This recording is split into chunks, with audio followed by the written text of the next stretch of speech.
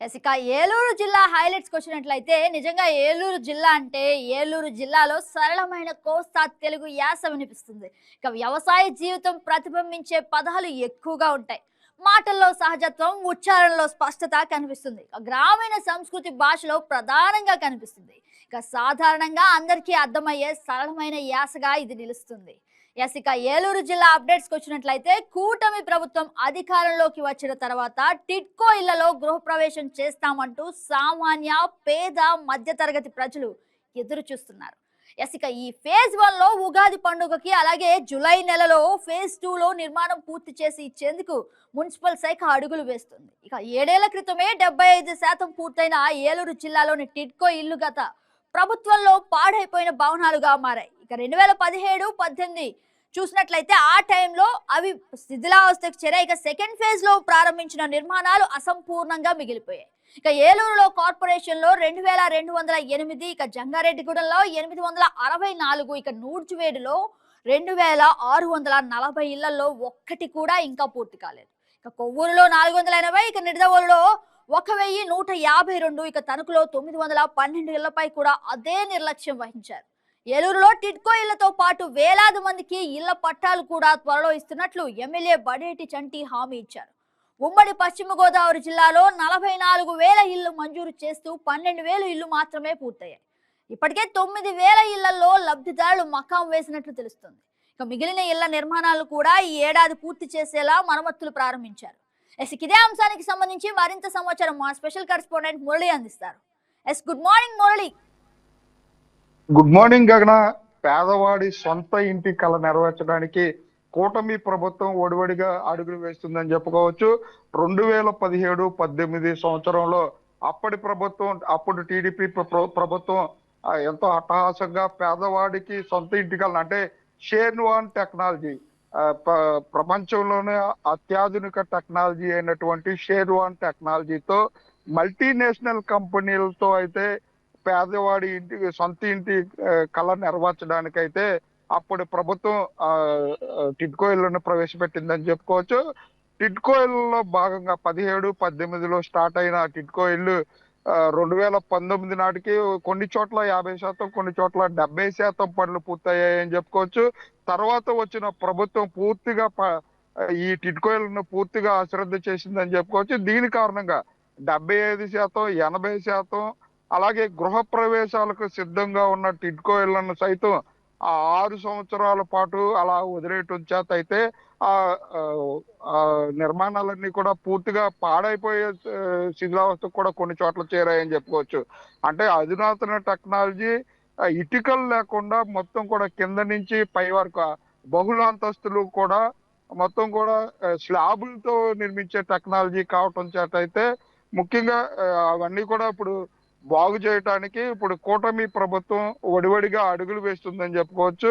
అటు ఏలూరులోను, పాలకొల్లు, తణుకు, తాడేపల్లిగూడెం పట్టణాల్లో అయితే ఇప్పటికే కొన్ని చోట్ల పూర్తయిన ఇళ్లను కూటమి ప్రభుత్వం వచ్చిన తర్వాత లబ్ధిదారులకు అందజేశారు. మిగిలిన వాటిని కూడా చకచక పూర్తి చేసి ఉగాది నాటికి ఫస్ట్ ఫేజ్ లో ఉగాది నాటికి కొన్ని ఇళ్లను సిద్ధం చేయడానికైతే అధికారులు అలాగే మున్సిపల్ శాఖ అధికారులు కూడా చర్యలు తీసుకున్నారని చెప్పుకోవచ్చు. ముఖ్యంగా ఏలూరులో అంటే పోనంగ రోడ్లో సుమారు 5,000 మంది లబ్ధిదారులకు నిర్మిస్తున్న ఇల్లు మొదటి పేజ్ లో పూర్తయిన ఇళ్ళకైతే రంగులు వేసి అంటే డోర్లు అవి కూడా పెట్టేసిన నేపథ్యంలో మౌలిక సదుపాయాలు అయినటువంటి నీరు, కరెంటు, అలాగే రోడ్లను కూడా పూర్తి చేసి మొదటి ఫేజ్ లో ఉగాది నాటికి సొంత ఇంటికి కళ నెరవేర్చడానికి పట్టణవాసులకు అందించడానికి ఏలూరు ఎమ్మెల్యే బడేటి రాధాకృష్ణయ్య అడుగులు వేస్తున్నారని చెప్పొచ్చు. మిగిలిన వాటిని కూడా జూలై నాటికి పూర్తి చేసి లబ్ధిదారులకు అందించాలనే కృత నిశ్చయంతో కూటమి ప్రభుత్వం ఉందని చెప్పుకోవచ్చు. అలాగే జంగారెడ్డిగూడెము, నూజివీడులో అయితే 2018 స్టార్ట్ చేసిన ఫేజ్ 2లో స్టార్ట్ చేసిన ఇల్లు అయితే నిర్మాణానికి సంబంధించి కూడా వాటిని నిర్మాణాలను స్టార్ట్ చేస్తుందని చెప్పుకోవచ్చు. ఈ ఈ నిర్మాణాలకు సంబంధించి ఇప్పటికే గత ప్రభుత్వంలో వీటిపైన కూడా ప్రభుత్వ బ్యాంకుల నుంచి లోన్లు తీసుకున్న నేపథ్యంలో లబ్ధిదారులకు ఇప్పటికే ఒక పక్క ఇంటి అద్దెలు చెల్లించుకుంటున్నారు, ఆ పక్క మరో పక్క ఈఎంఐలు కూడా కట్టాలంటూ కూడా బ్యాంక్ అధికారుల నుంచి కూడా ఒత్తిడి వస్తున్న నేపథ్యంలో కూటమి నేతలు మెప్మా అధికారులతో మాట్లాడి వాళ్ళకి లెటర్ ఇప్పించే ఏర్పాట్లు కూడా చేశారని చెప్పుకోవచ్చు. ముఖ్యంగా పేదవారికి ఆ, పలు దఫాలుగా అంటే 300 చదరపు గజాలు, 400 చదరపు గజాలు, 450 చదరపు గజాలు, 10,000, 50,000, ₹1,00,000 అంటే స్తోమతను బట్టి వారికి 50,000 కట్టిన వారికి 400 గజాలు, ₹1,00,000 కట్టిన వారికి 450 గజాలు, మిగిలిన బ్యాంక్ లోన్ సదుపాయంతో ఈ టిడ్కో ఇల్లు నిర్మించి ఇవ్వడానికైతే ప్రభుత్వం అన్ని చర్యలు తీసుకుంటుందని చెప్పొచ్చు గగన. మనం చూసుకున్నట్లయితే టిడ్కో ఇళ్లతో పాటు ఇళ్ల పట్టాలు కూడా ఇస్తామని చెప్పారు అప్పట్లో. మరి అసలు పట్టాలు ఇచ్చే అవకాశం ఉందంటారా? ఆ పట్టాలకు సంబంధించి కూడా అంటే గత ప్రభుత్వం 1 సెంటులో ఇరుకు 50 గజాల స్థలంలో ఇరుకిరుకు ఇల్లు ఇస్తుంది అని చెప్పి అప్పటి ప్రతిపక్షంలో ఉన్న తెలుగుదేశం కూటమి నేతలు కూడా మా అధికారంలో వచ్చిన తర్వాత 150 గజాల ఇంటి స్థలాన్ని ఇస్తామంటూ కూడా ప్రచారం చేశారు. ఆ ప్రచారంలో భాగంగానే లబ్ధిదారులు ఎవరైతే అర్హులైతే ఎవరైతే ఉన్నారో ఇంటి స్థలాల కోసం అర్హులను గుర్తించడానికి ఎమ్మెల్యేలు అలాగే కూటమి నేతలు కూడా వీటిపై శ్రద్ధ చూపిస్తున్నారని చెప్పుకోవచ్చు. ప్రతి పేదవాడికి కూడా ఇల్లు ఉండాలి. దీనికి సంబంధించి కేంద్ర రాష్ట్ర ప్రభుత్వాల నుంచి కూడా తోడ్పాటు అందుతున్న నేపథ్యంలో వారికి సొంత ఇంటి కళ నెరవేర్చడానికైతే కూటమి ప్రభుత్వం వడివడిగా అడుగులు వేస్తుందని చెప్పొచ్చు గగన. ఎస్ మురళి, మీరు చెప్పినట్లయితే ఆల్మోస్ట్ 50 to 60% శిథిలావస్థకు చేరాయి బిల్డింగ్స్ అని చెప్తున్నారు. అంటే పాడైపోయిన భవనాలను పునరుద్ధరించేందుకు అసలు ఎలాంటి మరమ్మతులు చేపడుతున్నారు? అంటే అప్పటి ప్రభుత్వం షేర్ వన్ టెక్నాలజీ, ప్రపంచంలోనే మెరుగైన టెక్నాలజీతో అయితే ఈ గృహాల సముదాయాలు నిర్మించడానికి ఒక గేటెడ్ కమ్యూనిటీ లాగా ఉండే విధంగా చర్యలు చేపట్టారు.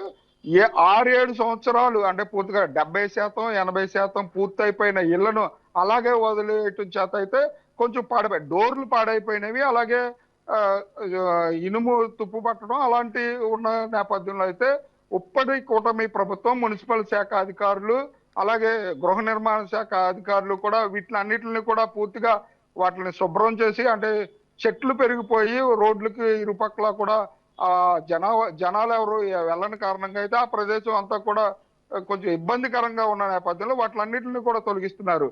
80-90% పూర్తయిపోయి గృహప్రవేశాలకు సిద్ధంగా ఉన్న ఇళ్ళను అయితే రంగులు వేసి వాళ్ళకి మౌలిక సదుపాయాలు ఏర్పాటు చేసి ఉగాది నాటికి లబ్ధిదారులకు అందించడానికైతే ఏర్పాట్లు చేస్తున్నారని చెప్పుకోవచ్చు. మిగిలిన గృహాలను కూడా జులై నాటికి అందించడానికి, అంటే ఏలూరులో సుమారుగా 5,500 గృహాలను టిడ్కో ఇళ్ల రూపంలో అయితే లబ్ధిదారులకు అందించడానికి పోనంగి గ్రామంలో అయితే అంతా ఏర్పాట్లు చకచకా జరుగుతున్నాయి అని చెప్పుకోవచ్చు. ఏలూరు ఎమ్మెల్యే అలాగే గృహ నిర్మాణ శాఖ అధికారులు కూడా తరచుగా ఈ టిడ్కో గృహాల వద్దకు వెళ్ళి అక్కడ జరుగుతున్న పనులను సమీక్షిస్తూ కూడా పూర్తిగా తయారవడానికి, ఇళ్లను త్వరగా నిర్మాణం చేసి లబ్ధిదారులకు ఇవ్వడానికి అయితే అన్ని ఏర్పాట్లు చేస్తున్నారని చెప్పొచ్చు గగన. Okay, right Murali. అంటే మనం చూస్తున్నాం కదా, ఇల్లు లేవు కానీ టిడ్కో ఇళ్లకు బిల్లు మాత్రం చెల్లించాల్సి వస్తుంది. ఇక కూటమి ప్రభుత్వం అయినా బిల్లు కాకుండా ఇల్లు ఇస్తుందేమో చూద్దాం మరి. Yes right Murali, thank you for the update. ఈ వీడియో మీకు నచ్చినట్లయితే లైక్ చేయండి, షేర్ చేయండి, మా ఛానల్కి సబ్స్క్రైబ్ చేయండి.